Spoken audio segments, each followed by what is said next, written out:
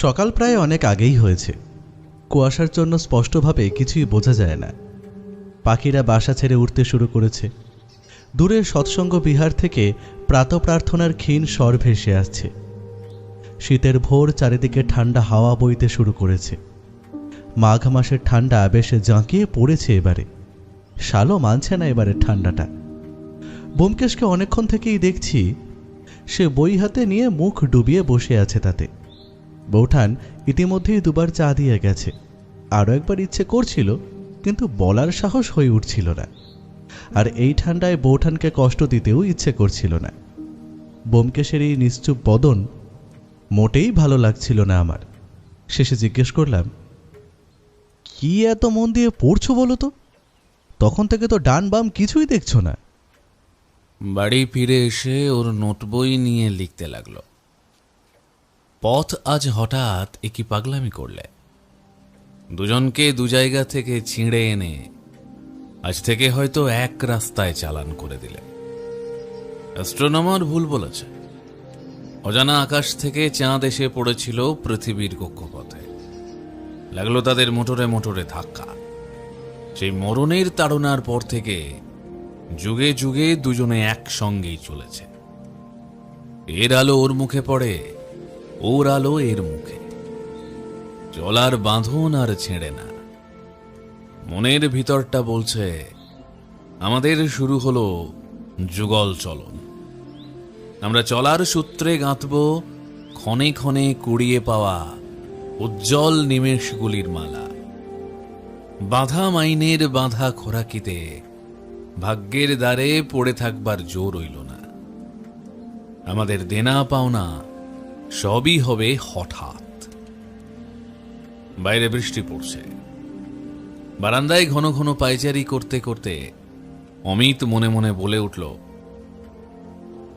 কোথায় আছো নিবারণ চক্রবর্তী? এবার ভর করো আমার পরে, বাণী দাও, বাণী দাও।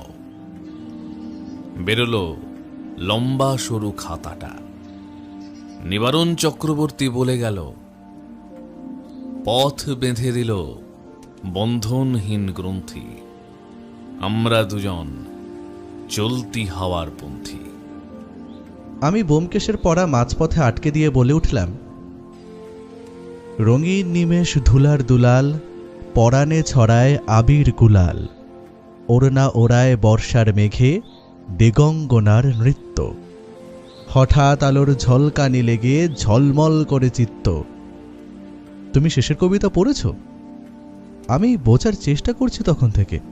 তুমি তো ডুবে গিয়েছো দেখছি। হয়তো লেখাটা মন দিয়ে পড়ছি, কিন্তু একদমই ডুবে যায়নি। তুমি আসার পর 2 কাপ চা খেয়েছ, আরো 1 কাপ চা খেতে চাইছো, কিন্তু সাহস করতে পারছো না। রান্নাঘরের দিকে বার কয়েক তাকিয়েছ, 3 বার গায়ের শালটা ঠিক করলে, 2 বার গুনগুন করে কি যেন গাইছিলে। খবরের কাগজ একবার পড়ে সেটা রেখে কিছুক্ষণ পর আবার মুখের সামনে ধরলে। আমি সবই খেয়াল করেছি অজিত। তুমি শীতে একটু কুঁকড়ে আছো বলে চা খাওয়ার ইচ্ছেটা প্রবল হচ্ছে, কিন্তু তোমার বৌঠানের পা খসানোর শব্দ নেই বলে তুমি ডাকতে ইতস্তত করছো। আমি ব্যোমকেশের কথায় রীতিমতো অবাক হয়ে গেলাম। এত নিখুঁত পর্যবেক্ষণ! শুনছো, তোমার ঠাকুরপোকে আর 1 কাপ চা দিও। ব্যোমকেশ উচ্চস্বরে বলেই উঠে দাঁড়ায়। সে কি, তুমি উঠলে যে? বাজার যাব ভাবছি, টাটকা কিছু সবজি পাওয়া যায় কিনা। তোমার বৌঠান কদিন থেকে বেশ নতুন নতুন রান্না করছে, আমারও বেশ লাগছে। শীতের সকালে বাজারে গেলে হয়তো মস্তিষ্কের জড়তাটাও কিছুটা কাটবে। চলো তবে আমিও বের হই। বৌঠান, আর চা করতে হবে না। আমি উঠে দাঁড়িয়ে উচ্চস্বরে বলি, ওমা, সে কি, কেন? আরে আমরা বাজারে যাচ্ছি, তোমাকে আর কষ্ট দিতে ইচ্ছে করলো না। এমন কথা বলো না ঠাকুরপো, কষ্ট কি? এই শোনো, তুমি কিন্তু ফুলকপি বেশি করে এনো। আর হ্যাঁ, বাজারের থলিটা দেখে নিও, ওটা আবার ফেলে এসো না গতবারের মতো। স্মিত হাসি নিয়ে বৌঠান ব্যোমকেশকে বলে। আমি আর ব্যোমকেশ বাড়ির বাইরে বেরোতেই দেখি দুজন ব্যক্তি পরনে সাদা ধুতি পাঞ্জাবি, শালখানাও সাদা। আমাদের দুজনকে দেখে তারাও দ্রুত পা চালিয়ে এগিয়ে আসে। তারা কাছে আসতেই বয়স খানিকটা অনুমান করতে পারা যায়। একজনের বয়স ওই 30-32 হবে, আর আরেকজনের 40 পেরিয়েছে বোধ করি। দুজনেরই গায়ের গরম, বেশ ফর্সা, সুদর্শন। ওদের মধ্যে যার বয়স কম সেই প্রথমে বলে ওঠে, নমস্কার, আমার নাম সুদর্শন, সুদর্শন বণিক। আপনি ব্যোমকেশ বক্সী তো? আরে দেখো কাণ্ড, ছেলেটার নাম সত্যি সত্যি সুদর্শন। কথাটা ভাবতেই আমার নিজের মনেই হাসি পেল। নমস্কার, হ্যাঁ আমি ব্যোমকেশ বক্সী। আর ইনি? ব্যোমকেশ কথাটা বলেই আমার দিকে ইঙ্গিত করে। নমস্কার, আমি অজিত, অজিত বন্দ্যোপাধ্যায়। আর আমি পার্থসারথী বসু। দ্বিতীয় ব্যক্তি হাত জোর করে নিজের নামটা বলতেই এবারে আর ধরে রাখতে পারলাম না নিজেকে। মানে বুঝুন, পার্থসারথী এসেছে সুদর্শন নিয়ে। এবারে আমাদের দুজনের গলাটা না নামিয়েই দেয়। আসুন, ভেতরে আসুন না, বাইরে বেশ ঠান্ডা, ভেতরে বসে কথা বলাটাই শ্রেয়। ব্যোমকেশ তাদের ভেতরে ডাকতেই আমি পিছু পিছু ঢুকলাম। দুজনেই সামনের চেয়ারে মুখোমুখি বসে। আমি আর ব্যোমকেশও তাদের আসার কারণ শোনার অপেক্ষা করছি। সুদর্শনই প্রথমে বলতে শুরু করে, আমরা দেশপ্রেম সমাজসেবা নামক সংস্থা থেকে এসেছি। আমরা বিভিন্ন রকম সমাজসেবামূলক কাজ করে থাকি, যেমন দুস্থ মানুষদের বস্ত্র বিতরণ, চিকিৎসা পরিষেবা, সমাজে নারীদের শিক্ষা কতটা গুরুত্বপূর্ণ সেই নিয়ে কাজ করে চলেছি গত 5 বছর ধরে। বাল্যবিবাহ বন্ধ করা, এসব নিয়েও উদ্যোগ নিয়েছি। আমাদের এই সংস্থায় মোট 10 জন সদস্য রয়েছে। সমাজের বিভিন্ন ব্যবসায়ী, অর্থশালী ব্যক্তিরা আমাদের এই সংস্থাকে আর্থিকভাবে সাহায্য করে চলেছেন। সুদর্শনের কথা বলা শেষ হতেই ব্যোমকেশ বলে, বাহ, খুবই ভালো উদ্যোগ। আমি কিন্তু সত্যিই জানতাম না এমন কোনো সংস্থা আছে। সত্যিই আপনারা যা করছেন তা সাধুবাদ দিতেই হয়। আমারও কথা শুনে বেশ ভালো লাগছিল। আর আমি তাদের আসার কারণটাও কিছুটা অনুমান করতে পেরেছি। তারা হয়তো আর্থিক সাহায্যের জন্যই এসেছে। তাহলে বলুন, আমি আপনাদের কিভাবে সহযোগিতা করতে পারি? ব্যোমকেশ সহাস্যে কথাটা বলে। ব্যোমকেশের কথায় পার্থসারথী বাবু যা বলেন তাতে আমার অনুমান ভুল প্রমাণ হয়। গত পরশু খবরের কাগজে একটি মহিলার হত্যার খবর বেরিয়েছিল। একটি পাগল এক মহিলাকে খুন করেছে। আপনি কি শুনেছেন? গত পরশু মানে সোমবার? না, আসলে আমি সত্যকে নিয়ে খুবই ব্যস্ত ছিলাম। ওর আচমকাই শরীরটা খারাপ করে। আর ব্যোমকেশ কথাটা শেষ করতে না করতেই পার্থসারথী বাবু একখানা খবরের কাগজ এগিয়ে দিয়ে বলে, এটা একবার পড়ুন। ঘটনাটা ছোট হলেও এর ভেতরে কোনো বড় রহস্য লুকিয়ে আছে বলে আমাদের ধারণা। ব্যোমকেশ খবরের কাগজটা হাতে নিয়ে বলে, ও, ভেতরের পাতায় খুবই ছোট একটা খবর, সেজন্যই খেয়াল করিনি। অজিত, তুমি পড়ো তো খবরটা। ব্যোমকেশ আমার দিকে কাগজখানা এগিয়ে দেয়। আমি খবরের কাগজটা নিয়ে পড়তে শুরু করি। পাগলের হাতে মহিলা খুন। হাওড়ার জগৎবল্লভপুরে কৌশিকী নদীর ওপর একটি সেতুতে দীর্ঘদিন ধরে একটি পাগলের উপস্থিতি লক্ষ্য করা যাচ্ছিল। জানা যায় পাগলটি সন্ধ্যার পরই পথযাত্রীদের উপর আক্রমণ করত। সেই কারণেই সন্ধ্যার পর খুব একটা লোকজন যাতায়াত করত না। ওপারে যাওয়ার জন্য নৌকোকেই বেছে নিয়েছে বাসিন্দারা। কিন্তু গত রাতে ঘটে যায় এক মর্মান্তিক ঘটনা। এক মহিলার বুকে ছুরি মেরে কুপিয়ে খুন করে সেই পাগল। মহিলার পরিচয় এখনো জানা যায়নি। পাগলটিকে পুলিশ থানায় নিয়ে যায়। পড়া শেষ করে সকলের মুখের দিকে তাকাই আমি। ব্যোমকেশ খুব মনোযোগ দিয়ে শুনছিল। সে বুঝি আরো কিছুটা শোনার অপেক্ষা করছিল। এইটুকুই? হ্যাঁ, এইটুকুই। একটি পাগল কি করে খুন করতে পারে? সে তো মানসিকভাবেই সুস্থ নয়। তাছাড়া ছুরি চালানো তো সাধারণ পাগলামি নয়, তাতে কিছুটা নিশানারও প্রয়োজন হয়। সেটাই আমাদেরও বক্তব্য ব্যোমকেশ বাবু। আর আমরা এটাও জানি সেই পাগল নির্দোষ, সেজন্যই আপনার কাছে আসা। একটা পাগলের জন্য আপনারা এসেছেন? একটা পাগলকে হঠাৎ আপনারা বাঁচাতে চাইছেন কেন? যেই পাগলকে হত্যাকারী হিসেবে ধরা হয়েছে তাকে আমরা খুব ভালোভাবেই চিনি এবং জানি। সে বিষয়ে না হয় আমরা আপনাকে পরে জানাবো, কিন্তু এইটুকু আমাদের সহযোগিতা করুন যে সেই পাগল নির্দোষ। আগামী দুদিনের মধ্যে যদি ওকে নির্দোষ প্রমাণ করতে না পারি তবে তবে একজন নির্দোষ মানুষের শাস্তি হয়ে যাবে। পুলিশ যেহেতু সেই পাগলকে গ্রেফতার করেছে, নিশ্চয়ই কিছু প্রমাণের উপর ভিত্তি করেই আপনাদের কেন মনে হচ্ছে সেই পাগল নির্দোষ?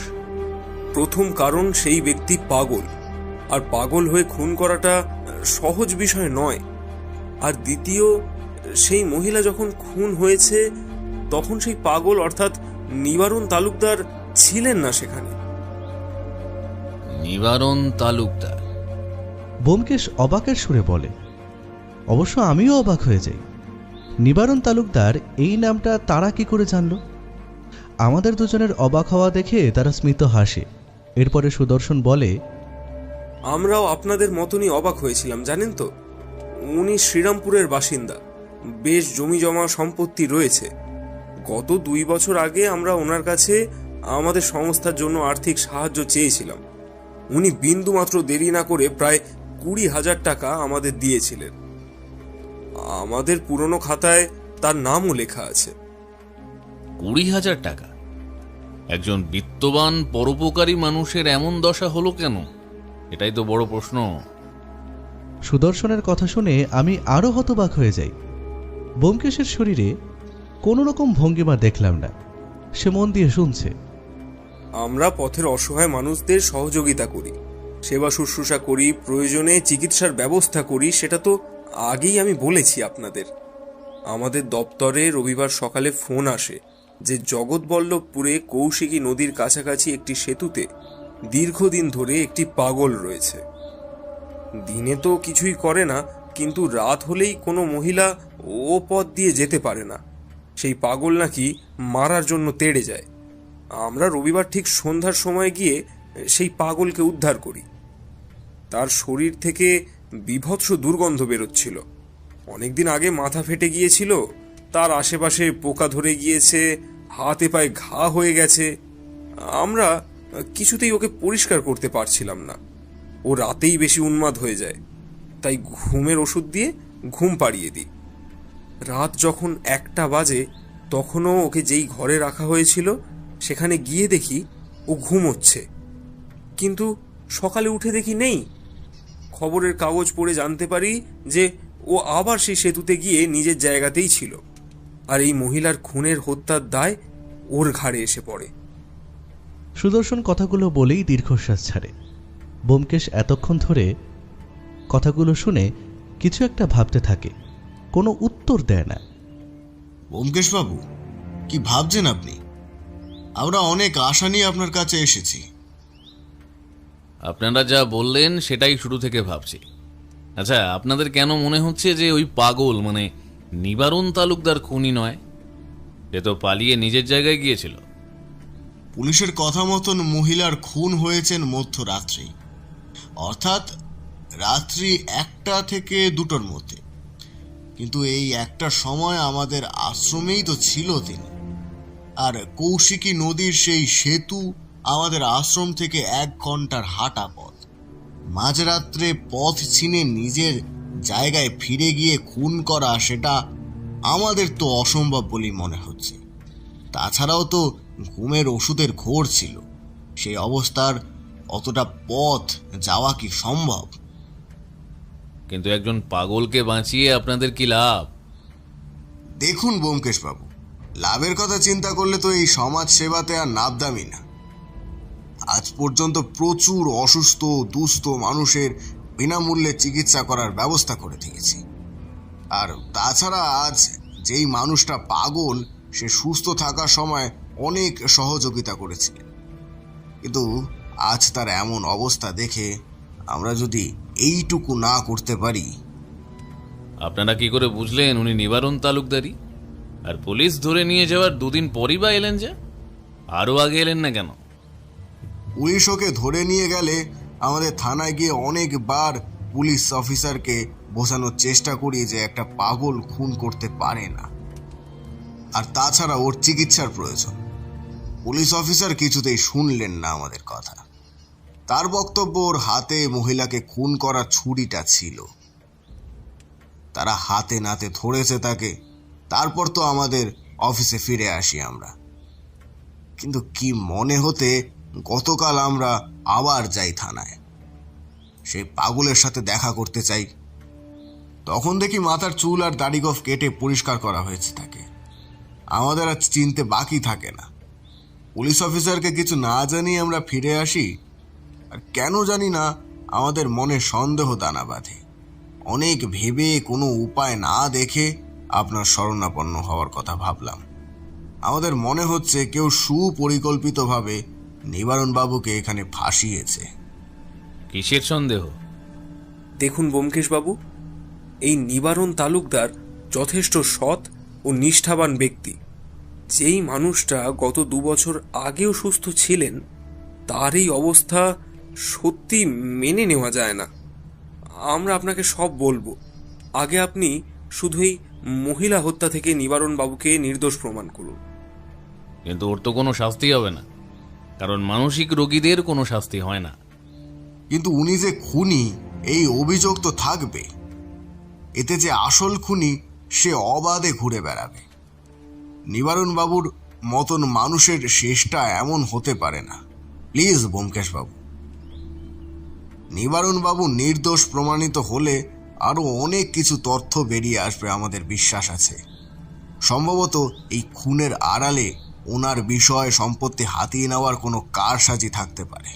ঠিক আছে, আজ বিকেলে আমরা জগৎবল্লভপুর থানায় যাব, দেখছি কি করতে পারি।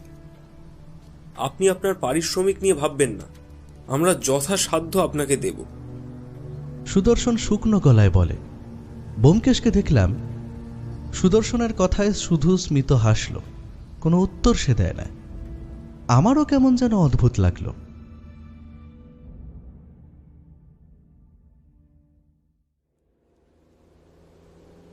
বিকেল হতেই আমি আর ব্যোমকেশ ট্যাক্সি নিয়ে বেরিয়ে পড়ি জগৎবল্লভপুর থানার উদ্দেশ্যে।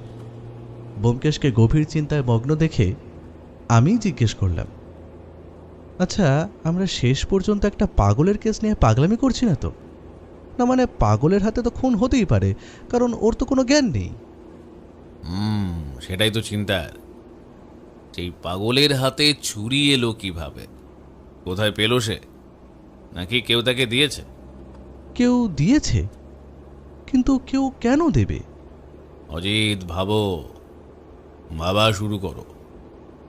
সুদর্শন আর পার্থসারথী বলছে ওই পাগল আসলে নিবারণ তালুকদার, একজন জমিদারই বলা চলে। তার এমন হাল হলো কিভাবে? রহস্য লাগছে না? নিবারণ তালুকদারকে কি সত্যিই পাগল করা হয়েছে, নাকি তিনি সাজানো পাগলামির শিকার? ব্যোমকেশের কথায় এবারে কিছুটা যুক্তি পেলাম খুঁজে। তবে আমার তবুও কেন যেন এই কেসটা কেমন যেন লাগছিল। একটা পাগলকে হত্যার অপরাধ থেকে বাঁচানোর ঘটনা, মহিলাটিই বা কে? আমার মনে অনেক প্রশ্ন ঘুরপাক খাচ্ছিল। যাই হোক, ট্যাক্সি থানার সামনে গিয়ে থামে। আমি আর ব্যোমকেশ থানায় গিয়ে পুলিশ অফিসারের কেবিনের সামনে যেতেই একজন কনস্টেবল এগিয়ে আসেন। আপনারা কারা? কার সাথে দেখা করবেন? হ্যাঁ, আমরা পুলিশ অফিসার কল্যাণবাবুর সাথে দেখা করতে চাই। ওনাকে বলুন ব্যোমকেশ বক্সী এসেছেন। ব্যোমকেশ কথাটা কনস্টেবলকে বলতেই তিনি উচ্ছ্বসিত হয়ে বলেন, আপনি ব্যোমকেশ বক্সী? কি সৌভাগ্য আমার!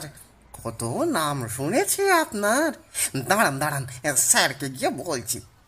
কনস্টেবল ভেতরে ঢুকেই কিছুক্ষণের মধ্যেই বাইরে এসে বলে, চলুন, স্যার ডাকছেন ভেতরে। আমি আর ব্যোমকেশ ভেতরে ঢুকতেই দেখি পুলিশ অফিসার কল্যাণ বসু হাত জোর করে নমস্কার জানাচ্ছেন। আসুন আসুন ব্যোমকেশ বাবু আর অজিত বাবু, কি সৌভাগ্য আমার আপনারা আজ আমার কাছে। আপনার আসার খবর পেলে আমি নিজে গিয়ে রিসিভ করতাম। আরে বসুন না, দাঁড়িয়ে কেন? সহাস্যে বলেন কল্যাণবাবু। আমি আর ব্যোমকেশ চেয়ার টেনে বসতেই কনস্টেবল স্যালুট দিয়ে বাইরে বেরিয়ে যায়। তারপর বলুন, আমি আপনাদের কি সহযোগিতা করতে পারি? কল্যাণবাবু কথাটা বলতেই আমি সকালের সেই খবরের কাগজখানা সামনে এগিয়ে দিই। এই মহিলা হত্যার বিষয় নিয়ে কিছু আলোচনা ছিল, শুনলাম কোনো এক পাগলকে ধরা হয়েছে। হ্যাঁ, না মানে পাগলটির হাতেই রক্তাক্ত ছুরি ছিল, তাই তাকেই অনুমান করা হচ্ছে। আর তাছাড়া ঘটনাস্থলে ওই পাগল ছাড়া আর কাউকেই দেখা যায়নি। মাঝ রাস্তায় একজন উন্মাদ হাতে অস্ত্র নিয়ে দাঁড়িয়ে থাকলে তাকে সন্দেহ করাটাই তো স্বাভাবিক, নয় কি? কিন্তু একটা পাগল কি খুন করতে পারে? আমি বলতে চাইছি, পাগলদের মধ্যে হিংস্রতা থাকতে পারে, কিন্তু এতটা নিখুঁত লক্ষ্যভেদ কিভাবে সম্ভব? খবরের কাগজে পড়লাম এক কোপেই হৃৎপিণ্ড এপড় ওপড় হয়েছে। দেখুন, পারে কি পারে না সেটার থেকেও বড় বিষয় তার হাতেই ছুরিটা পাওয়া গেছে। আইন তো প্রমাণের উপর চলে ব্যোমকেশবাবু, আর আমাদের কাছে এর চেয়ে বড় প্রমাণ আর কি হতে পারে? আচ্ছা, এই মহিলাটির পরিচয় জানা যায়নি? হ্যাঁ, গিয়েছে তো। মহিলাটির নাম অপর্ণা। তার স্বামী মর্গে মৃতদেহ শনাক্ত করেছেন। স্বামীর নাম কি? দেবাশিস মণ্ডল। তিনি একজন সোনার ব্যবসায়ী, বেশ প্রভাবশালী পরিবার। এলাকায় বেশ নামডাক আছে। উদয়নারায়ণপুরের দিকে ওনাদের বাড়ি। আচ্ছা বেশ, যাকে গ্রেফতার করেছেন তার সম্বন্ধে কোনো কিছু জানতে পেরেছেন? না, তার সম্বন্ধে কিছু জানা যায়নি। আগামী পরশু কোর্টে তোলা হবে। যা বিচার হবে সেটাই ওর ভবিতব্য। অন্তত স্থানীয় লোকগুলো এখন নিশ্চিন্তে ব্রিজের উপর দিয়ে যাতায়াত করতে পারবে। কেন? স্থানীয় মানুষদের কি সমস্যা? সে মারাত্মক সমস্যা ব্যোমকেশবাবু। এই পাগল দিনে ঘাপটি মেরে পড়ে থাকে, রাত হলেই হিংস্র হয়ে ওঠে। ওই সেতু দিয়ে কোনো মানুষ সন্ধ্যার পর যেতে পারে না। এমনভাবে আক্রমণ করে যে ভয়ে লোকজন নৌকা করে যাতায়াত করে। অনেকদিন ধরেই এই অভিযোগগুলো আসছিল। তাহলে এতদিন কোনো ব্যবস্থা নেননি কেন? ব্যোমকেশের প্রশ্নে হতচকিত হয়ে যান কল্যাণবাবু। না, মানে আসলে তেমনভাবে বিষয়টা তিনি কি বলবেন বুঝতে পারছিলেন না। কপালের ঘাম রুমাল দিয়ে মুছে পকেটে রাখেন। আমাদের দৃষ্টি এড়ায়নি যদিও। কল্যাণবাবু যে কিছু লুকোতে চাইছেন তা ওনার অঙ্গভঙ্গিতে বেশ স্পষ্ট বোঝা যাচ্ছিল। আমি আর ব্যোমকেশ বেশ কিছুক্ষণ পুলিশ অফিসারের ঘরে সময় নষ্ট না করে নিবারণ তালুকদারকে কোথায় রাখা হয়েছে সেখানে যাই। যদিও কল্যাণবাবু আমাদের সাথেই ছিলেন, ও কল্যাণবাবুকে আর বেশি প্রশ্ন করে না, শুধু যেই মহিলা খুন হয়েছে তার ঠিকানাটা নিয়ে নেয়। আশা করছি ও এরপরেই সেই মহিলার বাড়িতে নিশ্চয়ই যাবে। আমরা নিবারণবাবুকে যেখানে রাখা হয়েছে সেখানে গিয়ে তো হতভম্ব হয়ে যাই। আর 5টা আসামের মতনই নিবারণবাবুকেও হাজতের ভেতরেই রাখা হয়েছে। যদিও ভেতরে সে একাই, একদম নিশ্চুপ হয়ে বসে আছে। শরীরের বিভিন্ন জায়গার ক্ষতগুলো কিছুটা আন্দাজ করা যাচ্ছে দূর থেকে। হাজতের স্যাঁতস্যাঁতে মেঝেতে তিনি জড়সড় হয়ে বসে আছেন। চোখে মুখে কোনো অভিব্যক্তি নেই, যেন এক পাথরের মূর্তি। এ কি কল্যাণবাবু, একটা পাগলকে এভাবে রেখেছেন যে? ও কিন্তু আর 5টা মানুষের মতো নয়। আর চিকিৎসার কিছু ব্যবস্থা করেছেন? না, মানে ব্যোমকেশবাবু, এই পাগলের চিকিৎসার ভার তো আমার নয়। কাল কোর্টে তোলা হবে, তার যা বিচার হবে, তারপর যা হবার হবে। একেই পাগল, তার উপর খুনি। যদি কাউকে হামলা করে, সেজন্যই হাজতে পুরে রেখেছি। হাজতের গড়াদের আড়ালে থাকা মানুষটার দিকে তাকিয়ে আমার মনে হলো সে যেন এক গভীর অপমানের বোঝা বয়ে বেড়াচ্ছে। কল্যাণ বসু কথাগুলো আমতা আমতা করে বলতে থাকে। ব্যোমকেশ আর কোনো প্রশ্ন করে না। হাজতের গড়াদের আড়ালে থাকা মানুষটার দিকে তাকিয়ে আমার মনে হলো সে যেন এক গভীর অপমানের বোঝা বয়ে বেড়াচ্ছে। আমরা দুজনেই থানা থেকে বেরোতে যাব, তখনই কল্যাণবাবু জিজ্ঞেস করেন, ব্যোমকেশবাবু, আপনাকে একটা কথা জিজ্ঞেস করব, যদি কিছু মনে না করেন। বলুন। আপনি এই যে মহিলার খুনের রহস্য নিয়ে তদন্তে নেমেছেন বুঝতে পারছি, কিন্তু কল্যাণবাবু কথাটা শেষ করতে পারে না, তার আগেই ব্যোমকেশ থামিয়ে দেয়। ভুল করছেন। আমি মহিলার খুনের রহস্যের থেকেও বেশি এই পাগল যে নির্দোষ সেটা প্রমাণ করার তদন্তে নেমেছি। মানে এই পাগলের হয়ে আপনি তদন্তে নেমেছেন? মানে একটা খুনি পাগলকে বাঁচাতে চাইছেন? একজন প্রতিষ্ঠিত সত্য সন্ধানী হয়ে আপনি কি শেষ পর্যন্ত এই রাস্তার জঞ্জালের হয়ে লড়াই করবেন? দেখুন কল্যাণবাবু, আমি যখনই তদন্তে নামি তখন নিরপেক্ষভাবেই তা করি। আমার কাছে এই পাগল যে নির্দোষ সেটা প্রমাণ করার জন্য অনুরোধ করা হয়েছে। আর এর থেকে আসল খুনিকেও খুঁজে পাওয়া যাবে নিশ্চয়। সত্য কোনোদিন ঢাকা থাকে না কল্যাণবাবু। কিন্তু এই পাগলকে বাঁচানোর অনুরোধটা করলো কারা? সে যেই করুক কল্যাণবাবু, আপনি আপনার কাজ করুন আর আমি আমার কাজ। নমস্কার, আসছি আজ। ব্যোমকেশ কথাটা বলেই হাত জোর করে স্মিত হেসে বেরিয়ে পড়ে। আমিও বেরোতে যাব, তখনই কল্যাণবাবু কনস্টেবলের উদ্দেশ্যে চাপা গলায় বলেন, ওনাদের উপর নজর রাখিস, আমাকে জানাস কি করছেন আর কোথায় যাচ্ছেন। কথাটা লম্বকরণের মতন আমি শুনে ফেলি, একটু হতবাকও হলাম। যাই হোক, হন হন করে বেরিয়ে ট্যাক্সিতে গিয়ে বসলাম। আচ্ছা, এই কল্যাণবাবুকে তোমার সন্দেহজনক মনে হয় না? মানে কি যেন লুকিয়ে যাচ্ছে। কি লুকোচ্ছে বলে মনে হচ্ছে? মনে হচ্ছে সে খুনিকে খুঁজে না পেয়ে এই পাগলকেই ধরে এনে ঘাট থেকে দায় নামাতে চাইছে। পুলিশের খাতায় একটা কেস সলভ করা মানেই তো বড় প্রমোশন। আমার কথা শুনে ব্যোমকেশ কোনো উত্তর দেয় না, শুধু হাত বাড়ায়। আমি একটা সিগারেট বের করে দিয়ে আমিও ঠোঁটে একটা গুঁজে নিই। ও জানলার দিকে ধোঁয়া ছাড়তে থাকে। ট্যাক্সি ছুটে চলেছে।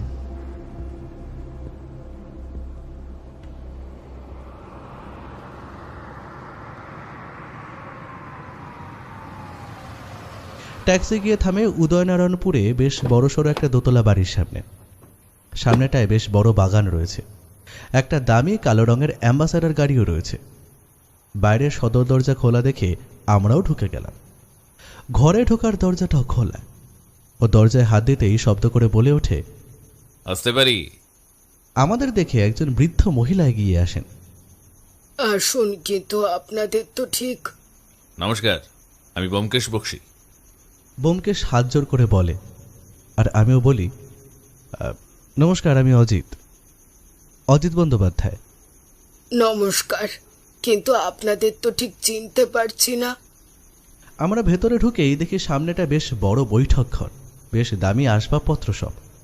দেওয়ালের একদিকে বড় একটা মহিলার ছবিতে টাটকা রজনীগন্ধার মালা ঝুলছে, নিচে জ্বলন্ত প্রদীপ আর ধূপ। আমাদের আর বুঝতে বাকি থাকে না এই তাহলে অপর্ণা দেবী। বেশ সুন্দরী দেখতে। মাথার চুল বিনুনি করে সামনে এক হাতে ধরে রেখেছে। শরীরে গয়নাও বেশ আছে, তা বোঝা যাচ্ছে। হবে নাই বা কেন, স্বামী গয়নার ব্যবসায়ী বলে কথা। ছবিটার দিকে তাকিয়ে মনে হচ্ছিল অপর্ণা দেবী যেন নির্বাক দৃষ্টিতে আমাদের কিছু বলতে চাইছেন। আপনি অপর্ণা দেবীর? আমি অপর্ণার শাশুড়ি মা। ও আচ্ছা, আমার অপর্ণা দেবীর বিষয়ে কিছু জিজ্ঞাসাবাদ ছিল, কারণ এই খুনের বিষয়ে আমরা তদন্ত করছি। কিন্তু আমরা তো তদন্ত করার বিষয়ে কিছু জানি না। পুলিশ তো অপরাধীকে ধরেছে। আচমকাই কেউ একজন ধীর গলায় বলে ওঠে। আমি আর ব্যোমকেশ তাকিয়ে দেখি একজন বেশ সুউচ্চ সুদর্শন পুরুষ সিঁড়ি দিয়ে নিচে নেমে আসে। দেবাশিস বাবুর বয়স খুব একটা বেশি নয়, প্রায় 40 হবে। চোখে সোনার ফ্রেমের চশমা, হাতে দামি ঘড়ি, গলায় সোনার হার, পরনে শার্ট আর প্যান্ট। সামনে আসতেই লক্ষ্য করি চোখের কোণে জল ছলছল করছে। আপনি? ও আমার ছেলে, অপর্ণার স্বামী দেবাশিস। ও আচ্ছা, নমস্কার। আপনারা বসুন না। ব্যোমকেশ আর আমি বসতেই দেবাশিস অঝরে কাঁদতে শুরু করে। দেবাশিস বাবুর কান্না দেখে সত্যিই বড্ড মায়া হচ্ছিল। আমি অপর্ণাকে খুব ভালোবাসি। ও আমার জীবন ছিল। ওকে ছাড়া আমি কিভাবে বাঁচবো জানি না। এমন কি দোষ করেছিল যার জন্য ওকে এভাবে প্রাণ হারাতে হলো। আমি ভাবতে পারছি না যে অপর্ণা নেই। আমি বুঝতে পারছি দেবাশিস বাবু আপনার মনের কষ্টটা, কিন্তু যা হবার তা তো হয়ে গেছেই। আমি শুধু আপনাকে কয়েকটা কথা জিজ্ঞেস করতে চাই। বলুন। পুলিশ অফিসার কল্যাণবাবু বলছিলেন যে অপর্ণা দেবী রাত ঠিক 12টা থেকে 1টার সময় খুন হয়েছেন, কিন্তু এত রাতে একা তিনি কোথায় গিয়েছিলেন এটা জানেন কি? আমি কিচ্ছু জানি না। আমি ব্যবসার সূত্রে বাইরে ছিলাম। অপর্ণার খুনের ঘটনা শুনেই আমি বাড়ি ফিরে আসি। আচ্ছা, আপনি তো বাড়িতে ছিলেন, আপনি জানেন না অপর্ণা দেবী এত রাতে কোথায় গিয়েছিলেন? ব্যোমকেশ এবারে দেবাশিসের মাকে প্রশ্ন করে। না মানে আমি তো রাতে ঘুমের ওষুধ খেয়ে ঘুমোই রাত 8টাতে। তাই অপর্ণা কি করে কোথায় যায় কিছুই জানি না। আচ্ছা, অপর্ণা যে খুন হয়েছে সেটা আপনারা জানলেন কিভাবে? কে প্রথম খবর দিয়েছে আপনাদের?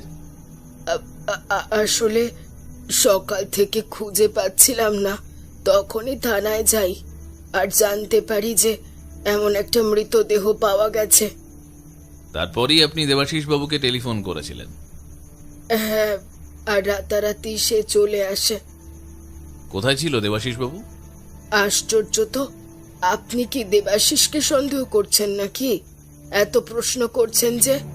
আমার ছেলের শোকের সময় এই জেরা আমাদের ওপর একটা বড় আঘাত। না না, ঠিক আছে। ব্যোমকেশ আর কোনো প্রশ্ন করে না। তবে দেবাশিসের জন্য সত্যিই কষ্ট হচ্ছিল। সে আমাদের সামনে থেকে উঠে গিয়ে অপর্ণার ছবির সামনে দাঁড়িয়ে কাঁদতে থাকে আর বলতে থাকে, তুমি তুমি তুই এভাবে আমাকে একা ছেড়ে চলে গেলে কেন? কেন অপর্ণা? ফিরে এসো আমার কাছে, ফিরে এসো অপর্ণা, ফিরে এসো। আমি যে তোমাকে খুব ভালোবাসি, ভালোবাসি। ফিরে এসো অপর্ণা, ফিরে এসো। আচ্ছা, বাড়িতে আপনারা আর কে কে থাকেন? আমি, অপর্ণা আর ভোলা নামের চাকর, সে রাতে থাকে। আর শিবানী নামের একটি মেয়ে, সে দিনে এসে বাড়ির সব কাজকর্ম করে। আর এখন দেবাশিস আছে। শাড়ির আঁচলে চোখ মুছেন তিনি। ভোলা আর শিবানী কোথায় থাকে? পাশের গ্রামেই থাকে। ভোলা রাত 9টায় আসবে।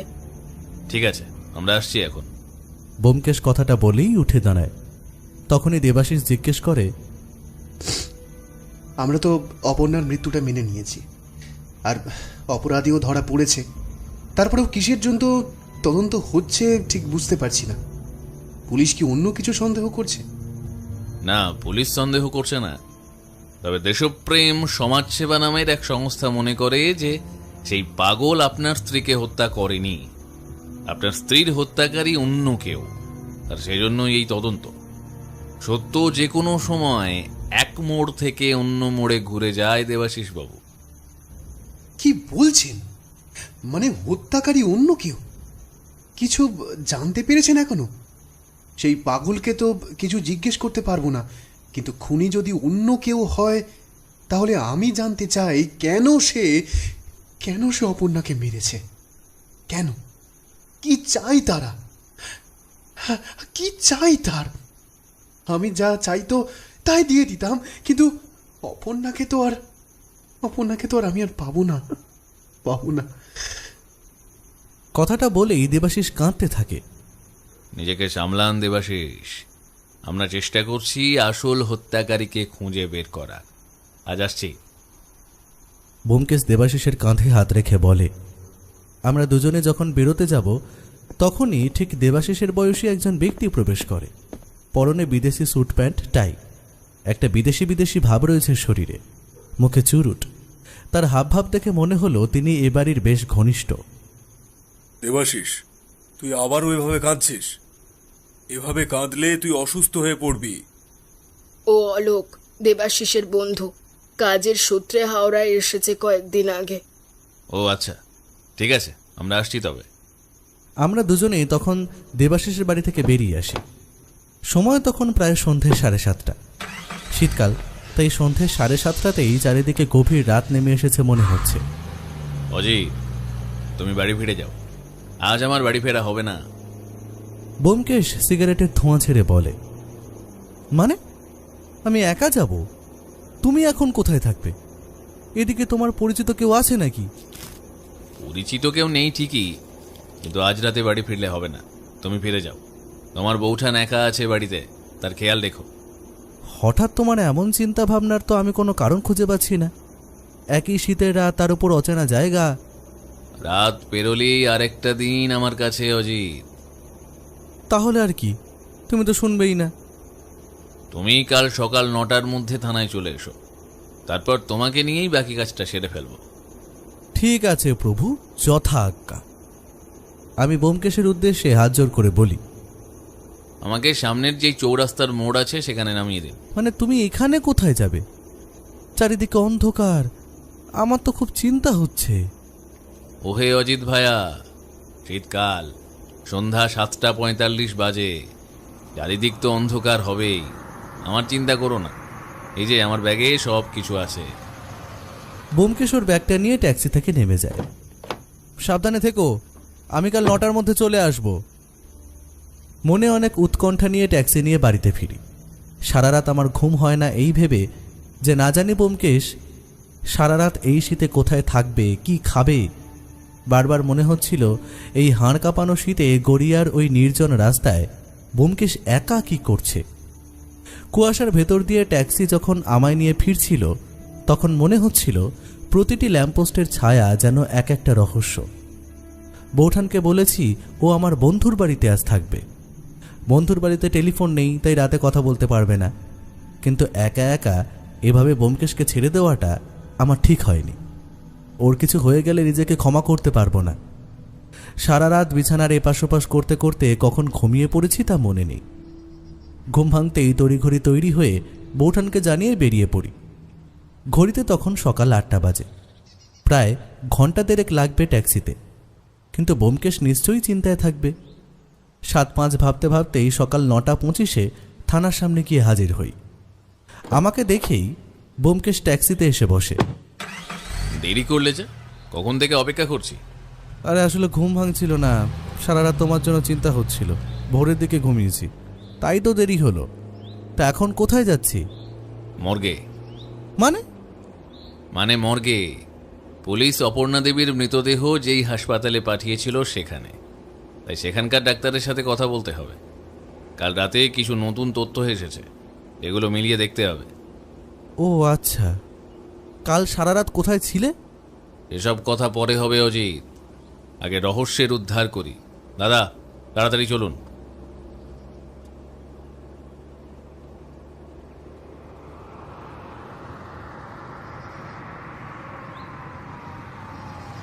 ট্যাক্সি এসে থামে উদয়নারায়ণপুর হাসপাতালের সামনে।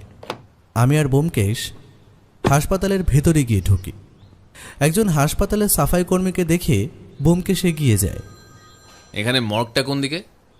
ব্যোমকেশ জিজ্ঞেস করতেই সেই সাফাই কর্মী ব্যোমকেশ আর আমাকে আপাদমস্তক একবার দেখে নিয়ে বলে, কেন, আপনাদের কেউ মারা গেছে? অদ্ভুত প্রশ্ন তো। আগে হ্যাঁ, মর্গটা কোন দিকে দয়া করে বলবেন? ওই যে ওই দিকটায়। আঙুল দিয়ে বাঁদিকে দেখায় সাফাই কর্মী ছেলেটি। ধন্যবাদ। আমরা দুজনেই সেদিকটায় যাই। 2-1 মহিলার চাপা কণ্ঠে কান্নার আওয়াজ ভেতরে কেমন যেন হচ্ছিল। হয়তো তাদের আপনজন কেউ মারা গেছে কোনো দুর্ঘটনায়। কিছুটা গিয়ে আমার আর মন চাইল না। বলছি, শোনো না, তুমি বরং যাও, আমি এই দিকটাতেই আছি, আমার ভালো লাগছে না। আচ্ছা ঠিক আছে, তুমি তবে এদিকেই থাকো, আমি আসছি। ও দ্রুত পা চালিয়ে মর্গের দিকে এগিয়ে যায়। আমি শুধু তার যাওয়ার দিকে তাকিয়ে থাকি। ওর অদম্য সাহস আর বুদ্ধি সত্যিই আমাকে ভাবিয়ে তোলে। ও হাসপাতালে কেন এসেছে সেটা আমি নিজেও এখনো বুঝে উঠতে পারছি না। কারণ অপর্ণা দেবীর মৃতদেহ তো এখন আর এখানে নেই। মর্গের করিডোরে ফিনাইলের তীব্র গন্ধে আমার মাথা ঝিমঝিম করছিল। দেওয়ালে টাঙানো স্ট্রেচারগুলোর দিকে তাকিয়ে বুকটা ধক করে উঠল। কিছুটা সময় পেরিয়ে যাওয়ার পরে ও ফিরে আসে। আবার ট্যাক্সিতে আমরা উঠে বসি। কিছু কাজ হলো? হ্যাঁ হলো, খানিকটা তো হলোই। ডাক্তারের জবানবন্দিতে একটা বড় খটকা ছিল, এটা পরিষ্কার হল। অপর্ণা দেবীর শরীরে যে আঘাতের চিহ্ন পাওয়া গেছে তা সাধারণ কোনো পাগলের কাজ বলে মনে হচ্ছে না। আরও কিছু জরুরি প্রমাণের দরকার আছে, এগুলো খুব শীঘ্রই পেয়ে গেলে আশা করছি রহস্যের উদ্ঘাটন হবে। এখন কোথায় যাবে?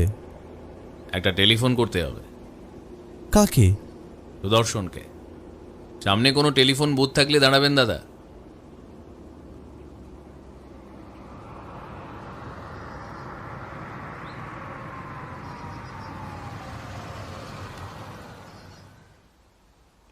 ও টেলিফোন বুথে গিয়ে কারোর সাথে দীর্ঘক্ষণ কথা বলে, তারপর ফিরে আসে। কি কথা হলো ওর সাথে? আর একটু সবুর করো অজিত, এখনই সব বললে মজা পাবে না তো। তবুও একটু কিছু বলো। আর একটু সবুর করো অজিত। সুদর্শনকে বলেছিলাম নিবারণ বাবুর হারানো দিনের কিছু খবর জোগাড় করতে। শ্রীরামপুরের সেই পুরনো জমিদারি আমলের কোনো শত্রু আছে কিনা দেখা দরকার। কি বললো সুদর্শন? দাদা, আমরা এখন কৌশিকী নদীর ওপর যেই সেতু আছে সেখানে যাব, যেখানে গত রবিবার রাতে খুন হয়েছিল। তুমি তবে কিছুই বলবে না এখন? সবুর অজিত, সবুর। পাগলামি আর মৃত্যু দুটোর পেছনেই কিন্তু টাকার গন্ধ পাওয়া যাচ্ছে।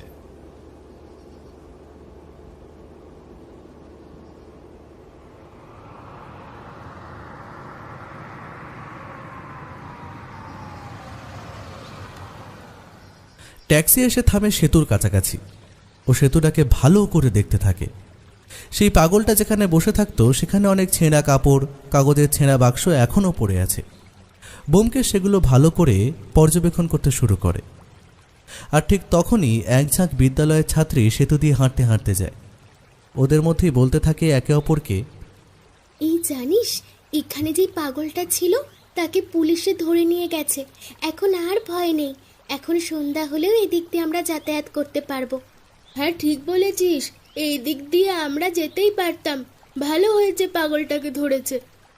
ব্যোমকেশ ওদেরকে থামিয়ে জিজ্ঞেস করে, তোমরা এমন কেন বলছো? এখানে যেই পাগলটা ছিল সে কি তোমাদের বিরক্ত করতো? করতো তো, সন্ধ্যার পর এদিক দিয়ে কেউ গেলেই তাকে মারার জন্য তাড়া করতো, অথচ দিনে এখানেই পড়ে থাকতো। তাই রাতে যে কেউ একা এদিকটা দিয়ে যায় না, অনেকজন থাকলে তবে সাহস করে যায় হয়তো। আচ্ছা, অনেক ধন্যবাদ। সবাই চলে যায়।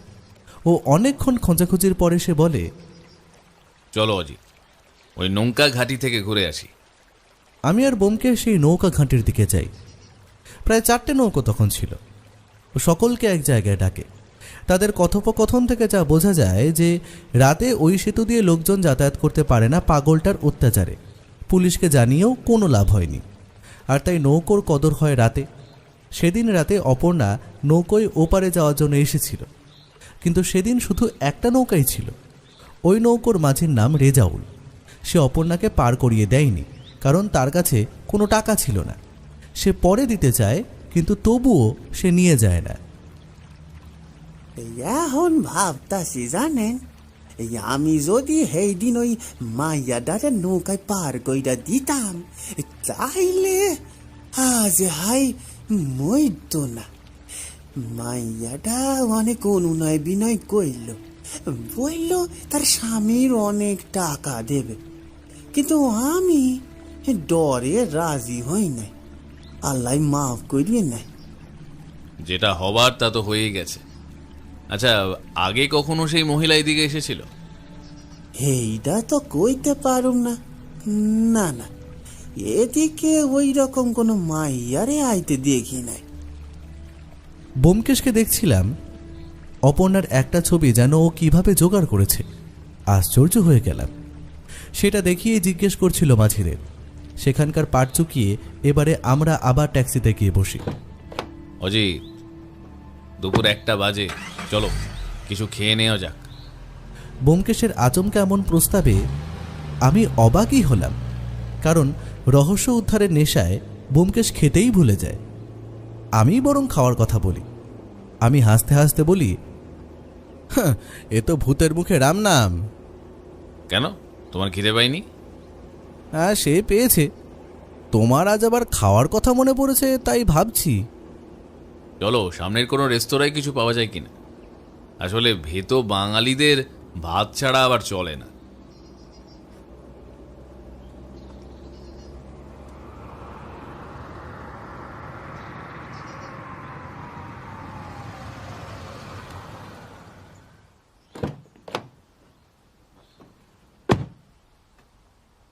আমি আর ব্যোমকেশ দুজনেই কাছাকাছি রেস্তোরাঁয় গিয়ে বসি। ভাগ্যবশত ভাত ছিল সেই রেস্তোরাঁয়। ভাত, ডাল, ফুলকপির ডালনা আর মুরগির মাংস। ব্যোমকেশ খেতে খেতেই বলে, বুঝলে অজিত, সুদর্শন আর পার্থসারথী বাবু আসবেন। তুমি ওনাদের নিয়ে দেবাশিস বাবুর বাড়ি চলে যাও। আমি আর একটা ছোট্ট কাজ ছেড়ে আসছি। মানে তুমি কোথাও হাওয়া হয়ে যাবে? হ্যাঁ, তা নইলে রহস্যভেদ হবে কিভাবে? অনেকটা রহস্যভেদ যে করেই ফেলেছি, আর খানিকটা প্রমাণ পেলেই হয়ে যায়। ঠিকই আছে, তবে তুমি যেমনটা বলবে। আচ্ছা অজিত, বলো তো, হিরে উজ্জ্বল দেখায় কেন? ঠিক বলতে পারবো না। তোমাকে যদি সাধারণ পাথর আর হিরে দেওয়া যায়, কিনতে পারবে? হ্যাঁ নিশ্চয়ই, হিরে বেশি উজ্জ্বল হবে। ঠিক, কিন্তু কেন উজ্জ্বল দেখায় হিরেকে সেটা জানো? তুমিই বলো। আলোর পূর্ণ প্রতিফলনের জন্য হিরে উজ্জ্বল দেখায়। হীরের প্রতিসরাঙ্ক খুব বেশি হওয়ায় বায়ুর সাপেক্ষে হীরের সংকট কোণ কম হয়। হীরের তলগুলি এমনভাবে কাটা হয় যে হীরের ভিতর আলোকরশ্মি প্রবেশ করলে হীরের বিভিন্ন তলে ওই রশ্মির বারবার পূর্ণ প্রতিফলন হয়। ওই প্রতিফলিত রশ্মি মাত্র দু একটি তল দিয়ে বেরিয়ে আসে, তাই হীরেকে খুব উজ্জ্বল দেখায়। হঠাৎ হিরে নিয়ে আলোচনা করছো যে? ভাবো অজিত, ভাবো। আমি উঠছি, তুমি কোথায় যাবে সেটা তো বলেই দিয়েছি। তিনি বারবার পকেট ঘড়ি দেখছেন আর অস্থিরভাবে জানলার পর্দা সরাচ্ছেন। মনে হচ্ছে কেউ একজন আসার কথা আছে যাকে তিনি আমাদের সামনে দেখতে চান না। ব্যোমকেশ আমাকে আরও ধন্ধে ফেলে দেয়। আমাদের খাওয়া দাওয়া শেষ হতেই ব্যোমকেশ বেরিয়ে যায়। সুদর্শন আর পার্থসারথী বাবু কিছুক্ষণ পরে আসবে। তাদের নিয়ে যেতে হবে দেবাশিস বাবুর বাড়ি। ও বেরিয়ে যাওয়ার সময় লক্ষ্য করলাম ওর কাঁধের ঝোলা ব্যাগটা আজ বেশ ভারী ঠেকছে। কোনো অকাট্য প্রমাণ কি ওর এর মধ্যেই জোগাড় করে ফেলা হয়েছে? আমি ব্যোমকেশের কথা মতন সুদর্শন ও পার্থসারথী বাবুকে নিয়ে দেবাশিস বাবুর বাড়িতে অপেক্ষা করতে থাকি। এদিকে দেবাশিস বাবুর বিরক্তি ফুটে উঠেছে চোখে মুখে। কিছুক্ষণ পরে দেবাশিস বাবুর বন্ধু আলোকও এসে উপস্থিত হয়। অলোকবাবুর চুরুটের কটু গন্ধটা শীতের বিকেলের বদ্ধ হাওয়ায় কেমন যেন বিস্বাদ লাগছিল। আশ্চর্য, একের পর এক কারা এসে উপস্থিত হচ্ছে আমার বাড়িতে। হঠাৎ করে কল্যাণবাবু ফোন করে বলছে সবাইকে থাকতে। বুঝতে পারছি না, যেখানে অপরাধী ধরা পড়ে গেছে তারপরেও কিসের এত রহস্য আর তদন্ত? হ্যাঁ, আমার অপর্ণার আত্মার শান্তি কামনাও কি ঠিক করে করতে পারবো না? আপনারা দয়া করে এই প্রহসন বন্ধ করুন। আমি আর নিতে পারছি না। তিনি বারবার পকেট ঘড়ি দেখছেন আর অস্থিরভাবে জানলার পর্দা সরাচ্ছেন। মনে হচ্ছে কেউ একজন আসার কথা আছে যাকে তিনি আমাদের সামনে দেখতে চান না। দেবাশিস বাবু উত্তেজিত হয়ে বলতে থাকে, নিশ্চয়ই পারবেন। আত্মা যেন ঠিকভাবে শান্তি পায় তারই তো ব্যবস্থা হচ্ছে।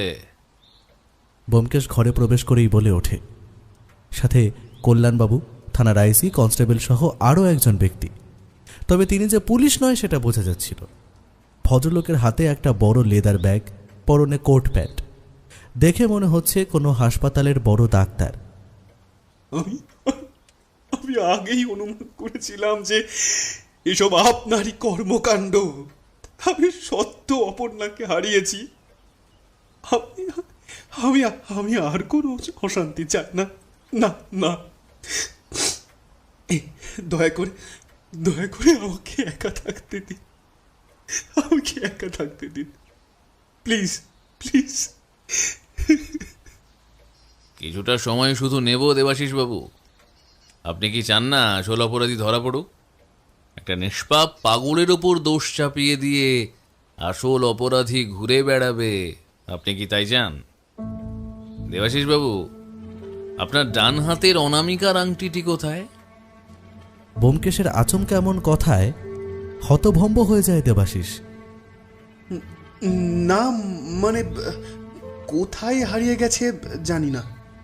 হ্যাঁ, এতগুলো আংটির মধ্যে একটা দুটো হারিয়ে গেলে অবশ্য কোনো ক্ষতি নেই।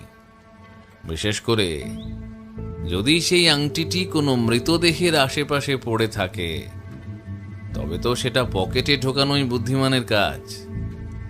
কল্যাণবাবু, আপনি শুরু থেকে ঘটনাটা বলুন একবার। হ্যাঁ বলছি। গত সোমবার ভোরে থানায় টেলিফোন আসে যে কৌশিকী নদীর সেতুতে একটা মহিলার মৃতদেহ পাওয়া গেছে। আর সেই সেতুতেই যেই পাগলটা প্রায় বছর ধরে আছে তার হাতেই ছুরিটা পাওয়া যায়, তাই প্রত্যক্ষদর্শী হিসেবে সেই পাগলকেই খুনি ধরা হয়। একজন পাগলের পক্ষে কি একটা সুস্থ মানুষকে খুন করা সম্ভব? ডাক্তারবাবু, আপনার কি মনে হয়? ও, আলাপ করিয়ে দিই, উনি ডক্টর ভট্টাচার্য, উদয়নারায়ণপুর হাসপাতালের একজন বিশিষ্ট ডাক্তার। কোনো পাগলের পক্ষে খুন করা যে অসম্ভব সেটাও নয়। খুন করতেই পারে, কিন্তু অপর্ণা দেবীর শরীরে যেভাবে আঘাত করা হয়েছে তাতে মনে হয় আমাদের অপরাধী পাগল, যার নাম নিবারণ তালুকদার বলা হচ্ছে, সে করতে পারে। তার কারণ পাগলদের মানসিক স্থিতি ঠিক থাকে না, তারা শুধু আঘাত করে, তাতে সামনের জন মরল কি বাঁচল সেই খেয়াল করে না। কিন্তু এখানে অপর্ণা দেবীকে যেভাবে কোপানো হয়েছে তা খুবই নৃশংস।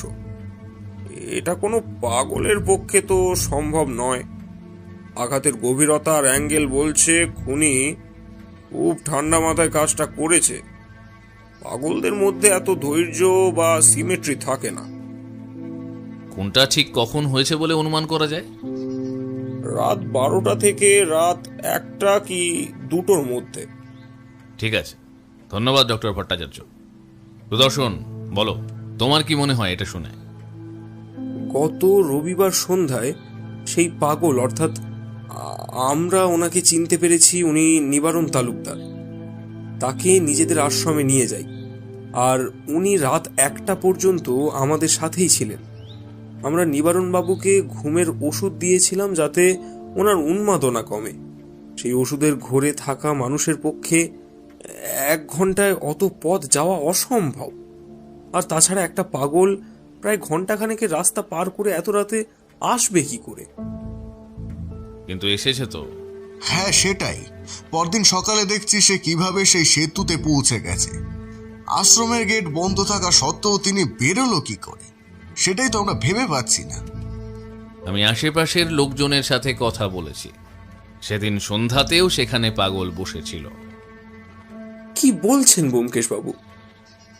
আমরা মিথ্যে বলতে পারি, কিন্তু তাই বলে আমাদের আশ্রমে তো সবাই মিথ্যে বলবে না। আর তাছাড়া নিবারণ বাবুকে যেই অবস্থায় আমরা পেয়েছি সেই অবস্থার ছবিও তুলে রেখেছি।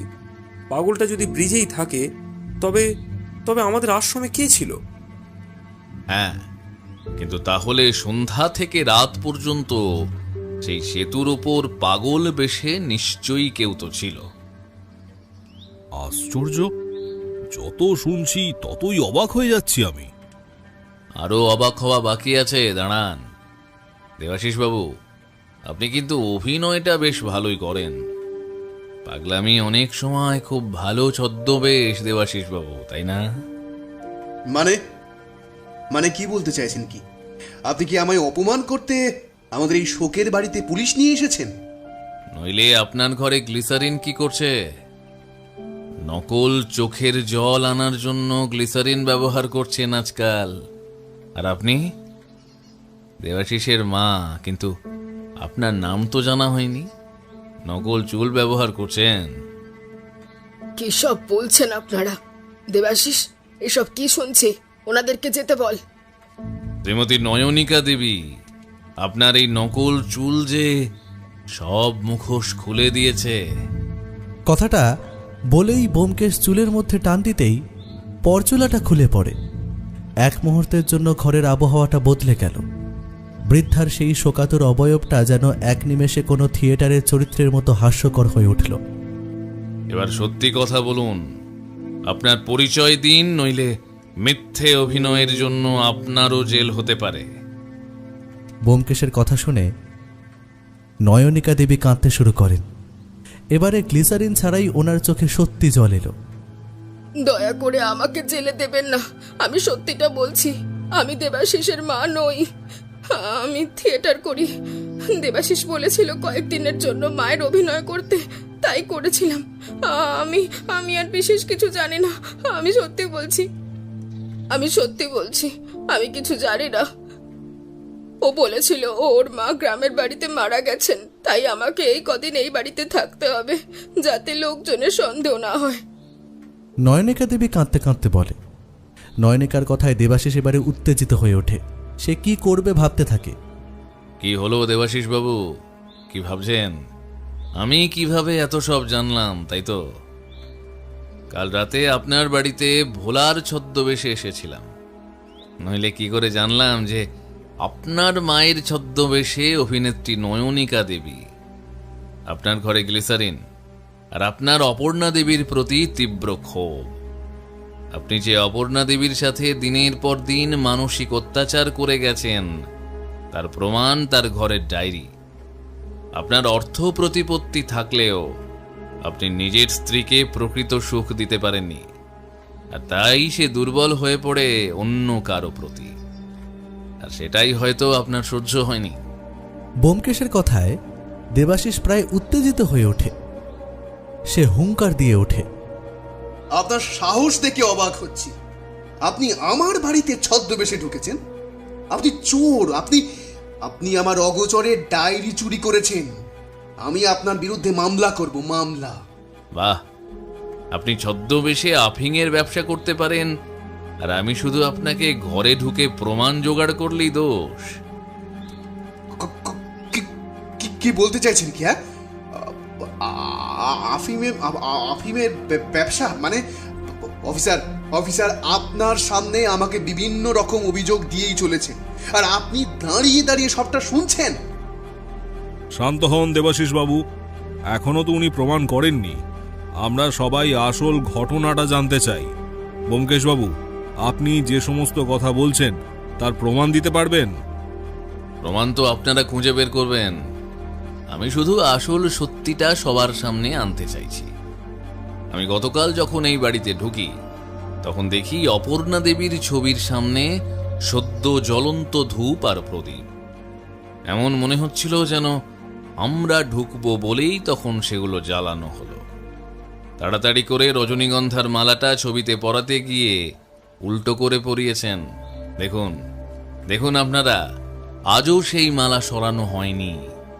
প্রদীপ আর ধূপদানি পড়ে আছে এক কোণায়, দেখুন। এটা আমার যাওয়ার কিছুক্ষণ পরই বোধহয় হয়েছে। এছাড়াও আমি নয়নিকা দেবীর পরচুলার ভেতরে আসল চুল গতকালই খেয়াল করেছিলাম, আর দেবাশিস বাবুর ডান হাতের অনামিকায় আংটিটি না থাকায় আঙুলের সেই জায়গাটা সাদা হয়ে থাকায় আমার অন্যরকম মনে হলো। তাই কাল আমি ভোলার সহযোগিতায় ওর ছদ্মবেশে বাড়িতে ঢুকি। রাতে নয়নিকা দেবীর ঘরে যখন খাবার দিতে যাব তখনই তিনি টেলিফোনে কাউকে বলছিলেন, আর তো মাত্র কয়টা দিন, দেবাশিসের কাছ থেকে পাওনা বুঝে নিয়ে আমি বিদায় নেব এই শুনশান গুহা থেকে। আর এখানে দেবাশিস কেন এসেছে আমাকে সেটা ঠিক করে বলেইনি, শুধু বলেছে ওর মায়ের অভিনয় করতে। আর এখানে এসে দেখছি ওর বউকে কেউ খুন করেছে, কিন্তু আমার কি কাজ সেটাই তো বুঝতে পারছি না। যাই হোক, আমি আমার পাওনা বুঝে নিলেই হলো। কি নয়নিকা দেবী, মনে পড়েছে? ব্যোমকেশের কথা শুনে নয়নিকা দেবী প্রথমে চুপ করে থাকেন। দেখুন ব্যোমকেশ বাবু, আমি একজন থিয়েটার অভিনেত্রী, টাকার জন্য কাজ করি। আমি এই খুনের বিষয়ে সত্যি কিচ্ছু জানি না, শুধু দেবাশিস যেভাবে বলতে বলেছে কথা আমি সেভাবেই বলেছি। কিন্তু নয়নিকা দেবী, আপনার তো দেবাশিস বাবুর সম্বন্ধে জানা উচিত ছিল। আমি তো দেবাশিসকে ভালো মানুষ হিসেবেই জানি, ও প্রায়ই আমার থিয়েটার দেখতে আসে। দেবাশিস বাবুকে আর কি কিভাবে জানেন? দেবাশিস বাবু খুবই শৌখিন মানুষ, সব সময় সব থেকে সেরা আর দামি জিনিসগুলো ওনার নিজের করার একটা অভ্যেস আছে। দামি গাড়ি, দামি পোশাক। নয়নিকা কথাটা বলতে বলতেই ব্যোমকেশ থামিয়ে দেয়। আর দামি গয়না, সোনা, হিরে, এমনকি সব থেকে সুন্দরী মেয়েও। মানে? আমি বলছি, দেবাশিস বাবুর এই একটা অভ্যাস রয়েছে যে সব থেকে ভালো, সব থেকে সুন্দর, সব থেকে দামি জিনিসটাই তার চাই। আর তাই দেবাশিস তার কলেজের সব থেকে সুন্দরী মেয়েকেও বিয়ে করে। আমি বর্তমানের বিভিন্ন স্বর্ণ ব্যবসায়ীদের যোগাযোগ করে জানতে পারি যে দেবাশিসের সোনার ব্যবসা ততটাও জনপ্রিয় নয়। সে বড় একটি স্বর্ণ ব্যবসায়ীর গয়না বানানোর কারখানার সাধারণ একজন কর্মচারী, আর সেটাও কর্ণাটকে। তাহলে এত প্রতিপত্তি আর সম্পত্তি কিভাবে করলো দেবাশিস? সেই তদন্ত করতে চাইলে সেই কৌশিকী নদীর ওপর যেই সেতু আছে তার আশেপাশে ঘন জঙ্গল, সেখানেই এক পরিত্যক্ত একটি পুরনো বাড়ি আছে। এখানে গেলেই বুঝতে পারতেন, তবে এখন আর কিছু পাবেন বলে মনে হয় না। দেবাশিস বাবুর ঘরে খুঁজে পেলেও পেতে পারেন। মানে কি খুঁজে পাবার কথা বলছেন? ব্যোমকেশের কথা শুনে কল্যাণবাবু বলেন, আফিম। দেবাশিস বাবু গোপনে আফিংয়ের ব্যবসা করতেন, আর সেই ব্যবসাকে ঠিকভাবে যেন করতে পারেন তাই তিনি ওই পাগল অর্থাৎ নিবারণ তালুকদারকে রাতে আফিং দিতেন, আর যে কারণে রাতে সে হয়ে উঠত হিংস্র। এতে সেদিকের পথ কেউ মারাত না। ডক্টর ভট্টাচার্য নিবারণ বাবুকে পরীক্ষা নিরীক্ষা করেছেন, আর সেটাই ওনার বক্তব্য। পাগলটা আসলে দেবাশিসের ল্যাবরেটরির গিনিপিগ ছিল। ওকে হিংস্র করে রেখে নিজের পাচারের রাস্তা পরিষ্কার রাখতেন দেবাশিস বাবু। ব্যোমকেশের কথাগুলো শোনা মাত্রই দেবাশিস ঘর ছেড়ে বেরিয়ে যেতে চায়, কিন্তু কনস্টেবল ও পুলিশ তাকে ঘিরে ফেলে। তার কপালে বিন্দু বিন্দু ঘাম জমছে, সে বারবার নিজের হাতের তালু ঘষছে। আরে গল্প এখনো শেষ হয়নি, এখনো তো অনেকটা বাকি। এরপর শিবানীর কাছে জানতে পারি যে অপর্ণার জন্মদিনে গত বছর একটি দামি হিরে গয়না উপহার দিয়েছিল, কিন্তু এতে সকলের সামনে কিছু না বললেও পরে দুজনের মধ্যে খুব ঝামেলা হয়। কারণ অপর্ণা সাধারণ পরিবারের মেয়ে, এ শুধু তার স্বামীর কাছে ভালোবাসা, সম্মান আর সময় চেয়েছিল, কিন্তু দেবাশিসের টাকার নেশা তাকে মারাত্মক করে তুলেছিল। আর এতেই ধীরে ধীরে অপর্ণা আর দেবাশিসের সম্পর্কে ছেদ পড়তে শুরু করে। অপর্ণা একাই বাড়িতে দিনের পর দিন কাটাতে থাকে। রাতে অপর্ণার ঘরে ঢুকে একটা ডায়েরি খুঁজে পায়, যেখানে সে তার মনের কথাগুলো লিখে রাখত। আর তার থেকেই দুজনের সম্পর্কের সমীকরণ উঠে আসে। আমার আরো এক জায়গায় সন্দেহ দানা বাঁধে, যখন আমি দেবাশিসের ঘরে ঢুকে তার ওয়ালেটে ট্রেনের টিকিট পাই, যেটা গত শনিবারে।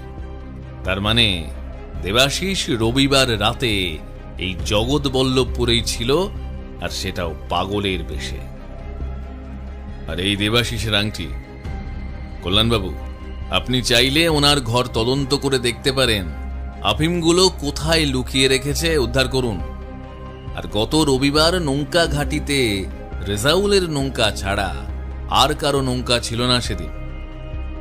রেজাউল বিনে পয়সায় অপর্ণাকে পার করে দেয় না, আর তখনই সে সেই সেতুর ওপর দিয়ে যাওয়ার পথে দেবাশিস অপর্ণাকে খুন করে। না না, এটা মিথ্যে। আমি অপর্ণাকে খুন করিনি। আমি তো শুধু শাস্তি দিতে চেয়েছিলাম। আমি অপর্ণাকে খুন করিনি। না না, মিথ্যে মিথ্যে বলছেন আপনি। আপনি খুন করেছেন নিজের স্ত্রীকে। না, আমি খুন করিনি।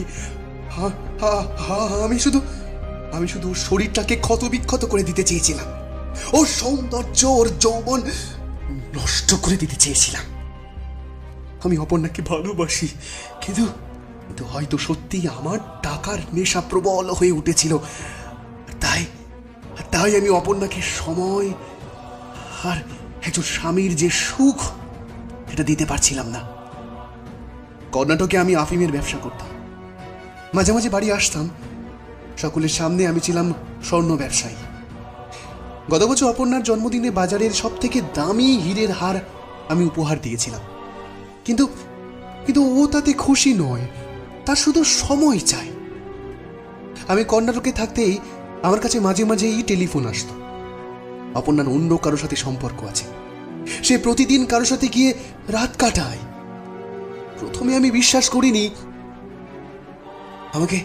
আমাকে একদিন রাতে আবার সেই অজ্ঞাত ব্যক্তি টেলিফোন করে জানায় যে রবিবারেও তার স্ত্রী তার প্রেমিকের সাথে দেখা করতে যাবে। বারবার এই কথা শোনার পর অপর্ণাকে পরীক্ষার জন্য রবিবার সকালেই আমি ওকে না জানিয়ে ফিরে আসি। আমি ওর বাড়ি থেকে বের হওয়ার অপেক্ষা করছিলাম। ঠিক দুপুরে ও ও বাড়ি থেকে বেরিয়ে সেতু পেরিয়ে ট্যাক্সি নিয়ে বেরিয়ে যায়। বাড়ির এখান থেকে ট্যাক্সি পাওয়া যায় না। সারাদিন পেরিয়ে গেলেও অপর্ণা আর ফেরে না। আমি সেতুর কাছাকাছি পুরো বাড়িটা থেকে খেয়াল করি।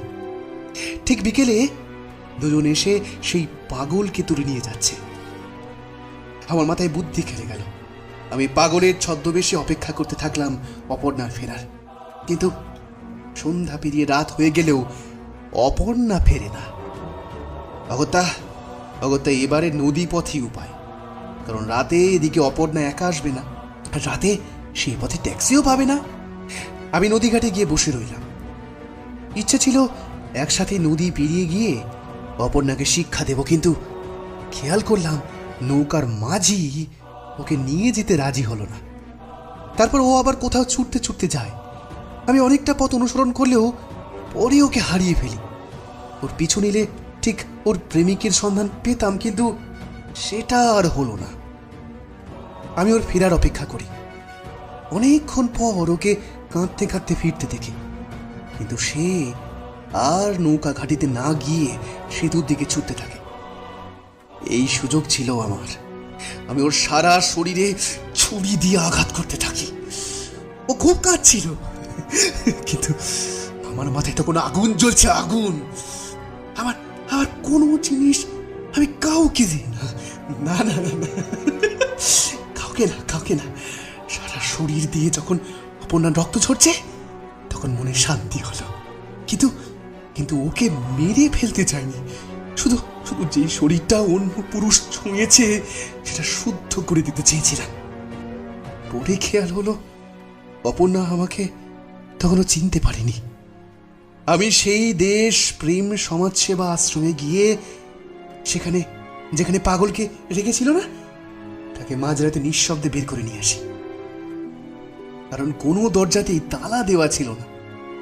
তালা দেওয়া থাকলেও অন্য কোনো উপায় ঠিক বের করতে হতো। তারপর আবার তাকে সেই জায়গায় নিয়ে এসে তার হাতে ছুরি বসিয়ে দিয়ে অপর্ণার শরীরে আঘাত করতে গিয়ে দেখি অপর্ণা ততক্ষণে মারা গেছে। আর তাড়াহুড়ো করতে গিয়ে আমার আংটিটা সেখানেই পড়ে যায়। দেবাশিস এতক্ষণ এইটুকু বলে থামতেই ঘরে এক অদ্ভুত নিস্তব্ধতা। তাহলে অপর্ণাকে খুন করলো কে? কে হতে পারে বলে আপনাদের মনে হয়? অপর্ণা দেবীর প্রেমিক? আমারও তাই মনে হয়। কিন্তু কে সে? অপর্ণার প্রেমিক কে হতে পারে? এ বিষয়ে ডক্টর ভট্টাচার্য বলতে পারবেন। অপর্ণা দেবীর বুকের বাঁদিকে কাঁচের টুকরো জোরে কেউ ঢুকিয়ে দিয়েছে, আর তাতেই মৃত্যু হয় অপর্ণা দেবীর। আর মারা যাওয়ার আগে তিনি বাঁচার জন্য যে আপ্রাণ চেষ্টা করেন, এর থেকেই বোঝা যায় খুনিকে তিনি আঁচড় দিয়েছিলেন। আর সেই চামড়া পরীক্ষা করে জানা যায় যে... ডক্টর ভট্টাচার্য কথাটা শেষ করতে না করতেই অলোক উঠে দাঁড়িয়ে যেতে যায়। কোনো লাভ নেই অলোকবাবু, আপনার খেলা শেষ। অলোক ছুটে যেতে চায়, কিন্তু পুলিশ অফিসার কল্যাণবাবু অলোককে আটকে ধরেন। বলুন, আর কোনো উপায় নেই, এবারে দোষ স্বীকার করুন। অলোক, তুই অপর্ণার সাথে? আমি তো তোকে আমার সব থেকে প্রিয় বন্ধু মনে করতাম। আমি তোকে অপর্ণার খেয়াল রাখবার জন্য বারবার বলতাম, আর তুই কি না? তুই আমার ঘরে বসেই আমার স্ত্রীকে চুরি করলি। হ্যাঁ, আমি অপর্ণার প্রেমিক। ও আমাকে প্রাণপণ ভালোবাসতো। দরকারে তোকে ছেড়ে দিতেও পারে এমনই ভালোবাসতো। সবকিছু তুই কেন পাবি বলতো? সব থেকে সুন্দরী মেয়ে তোর, সব থেকে দামি গাড়ি তোর, শহরের সব থেকে দামি বাড়ি তোর। আর যেদিন তুই অপর্ণাকে সব থেকে দামি হীরের গয়নাটা উপহার দিয়েছিলিস, আমি সেদিনই ঠিক করেছিলাম ওটা আমার চাই।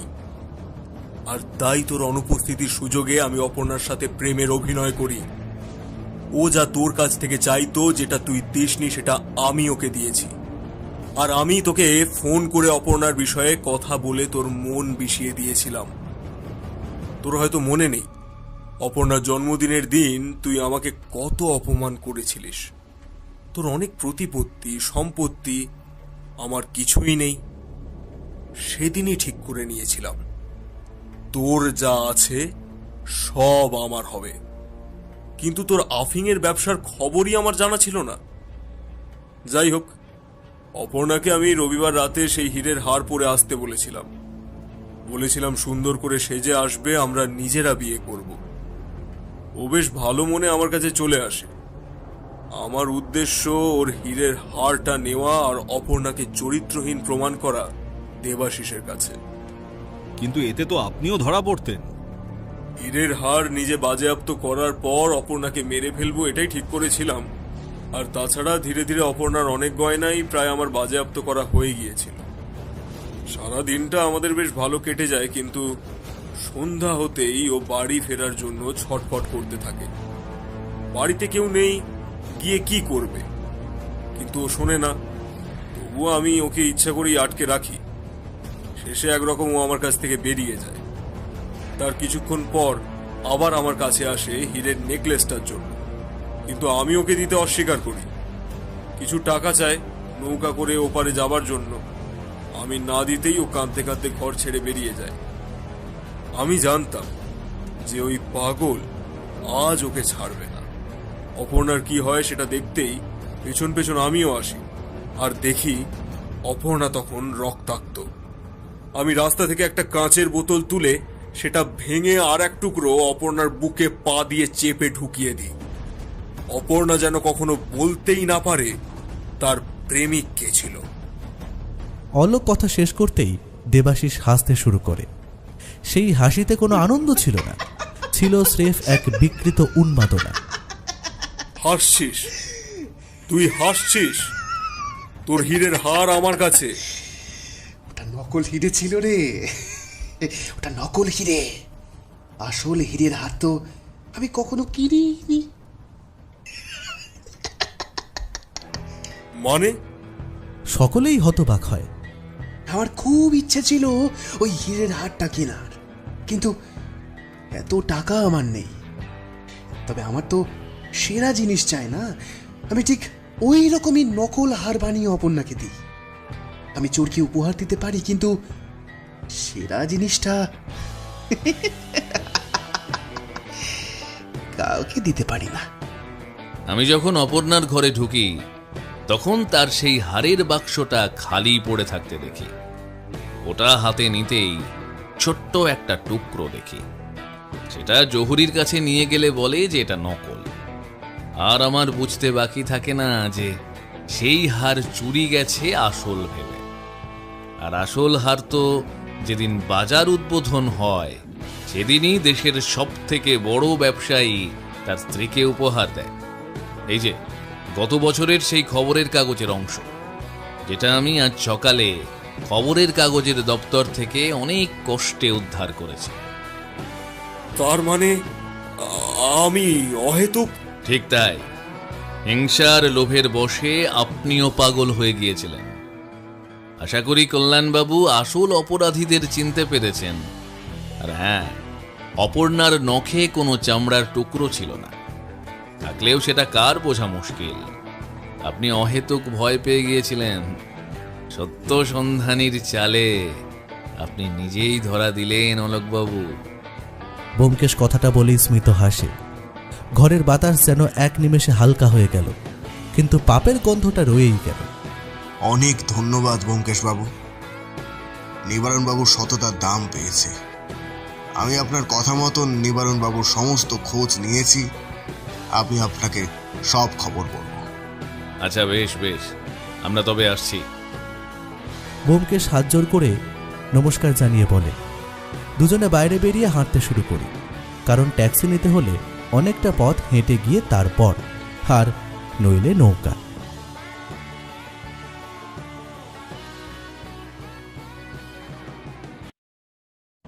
আপনি শুনছিলেন অন্ধকারের গল্প কথা। এই অন্ধকার যাত্রায় আমাদের সঙ্গে থাকার জন্য অনেক ধন্যবাদ। আজকের গল্পটি আপনার মনে কতটা ছাপ ফেললো তা অবশ্যই কিন্তু কমেন্ট করতে ভুলবেন না, কারণ আপনার প্রতিটি অনুভূতি আমাদের কাছে গুরুত্বপূর্ণ। এইরকম আরো গল্প, ভয়ঙ্কর রহস্যের গল্প শুনতে হলে আমাদের চ্যানেলটিকে সাবস্ক্রাইব করুন আর যুক্ত থাকুন অন্ধকারের এই জগতে। আবার দেখা হবে আরো এক নতুন গল্পে। শুভরাত্রি।